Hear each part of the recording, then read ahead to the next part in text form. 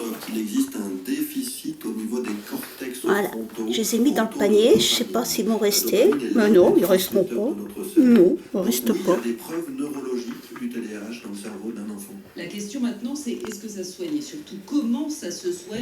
Psychothérapie, méditation, EMDR, neurofeedback, thérapie comportementale.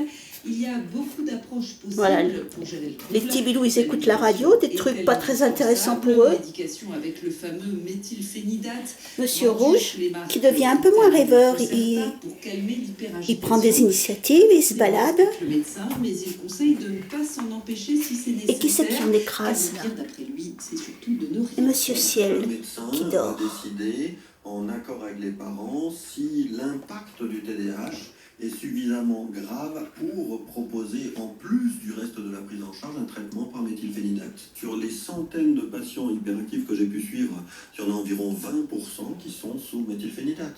Donc ce n'est pas tout le temps, ce n'est pas systématique. Le TDAH est un trouble qui disparaît dans la plupart des cas une fois que l'enfant a grandi. On estime malgré tout que 30% des enfants atteints restent hyperactifs à l'âge adulte, ce qui n'est pas non plus une tare, car ils sont réputés souvent hyper créatifs, artistes et inventifs. Ma vie de patient avec vous. Merci Véronique Julie.